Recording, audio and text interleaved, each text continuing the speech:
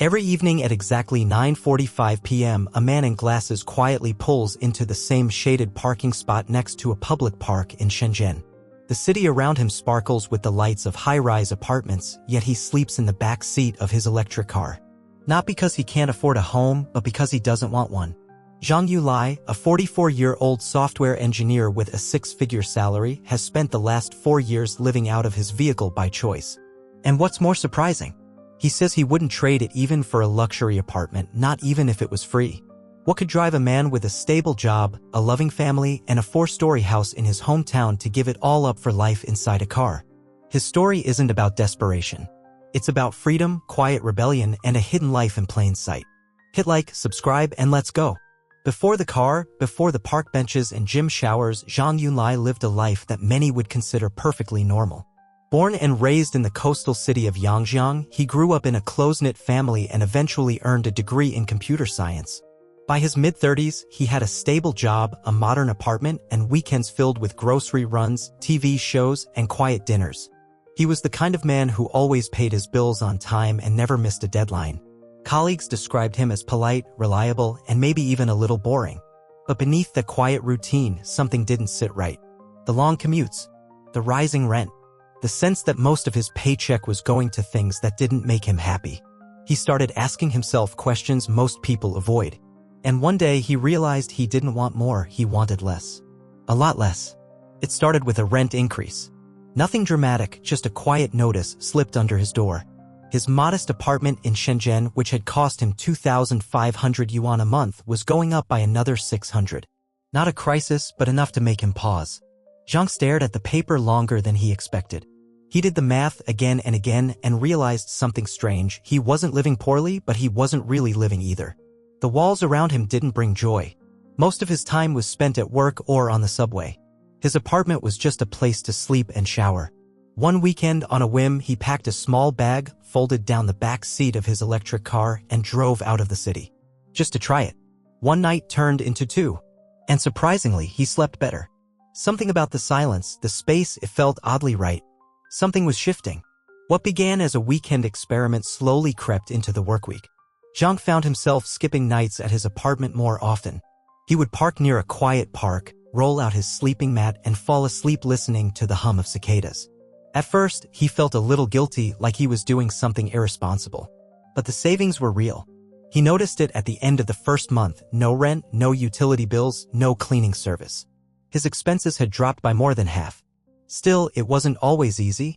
Rainy nights were a challenge, and he worried about safety or the odd knock on the window.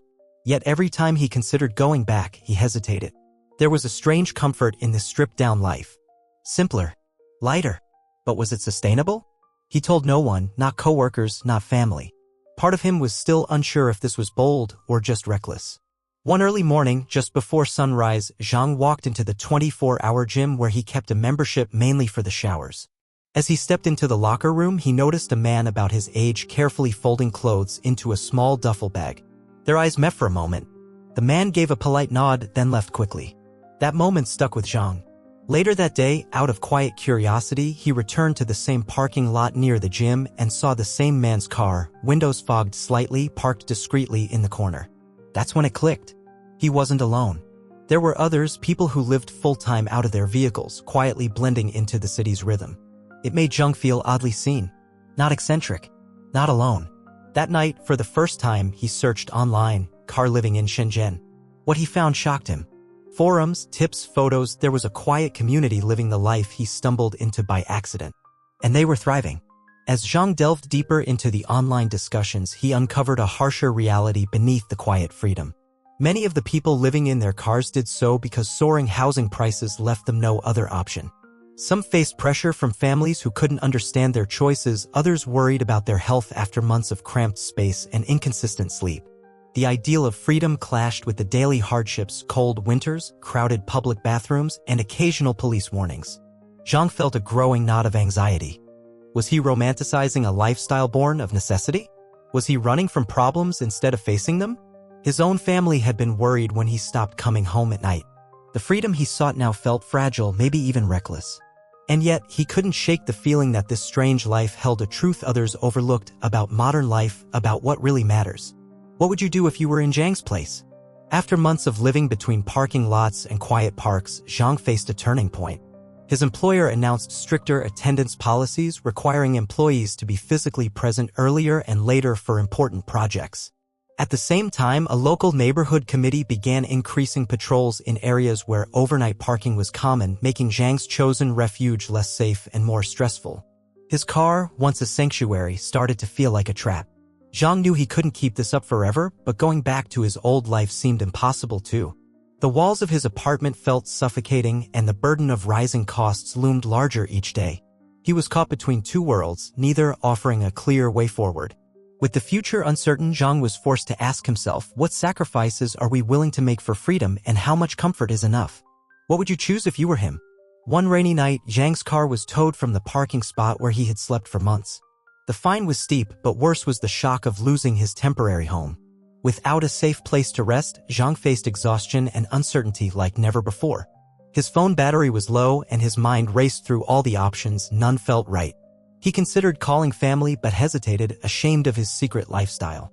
Yet, in the darkest moment, a message popped up on his screen, a stranger from the online community offering a lead on a safer parking spot and advice on legal protections for car dwellers. It wasn't a solution, but it was a sign Zhang wasn't alone.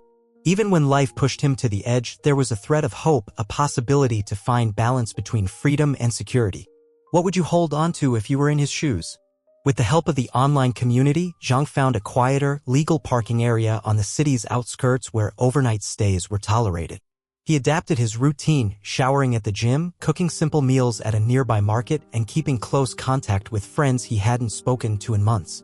The car was still small, but it felt more like home than ever before. More importantly, Zhang's mindset shifted. What once felt like sacrifice became a conscious choice, a way to simplify his life and focus on what truly mattered. The freedom to live lightly gave him peace, even as he balanced practical challenges. Zhang didn't need a fancy apartment to feel secure, he needed a life that felt authentic. And now, after 4 years on the road, he finally felt he was exactly where he was supposed to be. What part of Zhang's story speaks to you the most? Would you make the same choice? Years later, Zhang's life settled into a new rhythm, simpler, quieter, yet surprisingly full. He still lived in his car most nights, but now with a sense of control and community. His relationships with family improved as he shared his experience openly. He learned that freedom wasn't about where you sleep, but how you live and what you value. Yet, the question remains, in a world where housing feels out of reach for so many, how do we define a home? Is it the place we own, or the peace we carry inside? Zhang's story challenges us to rethink comfort, security, and success, but also to face a difficult truth. How far would you go to find your own version of freedom? Would you choose the unconventional path if it meant breaking free from society's expectations? What do you think? Could you live like Zhang? Share your thoughts below.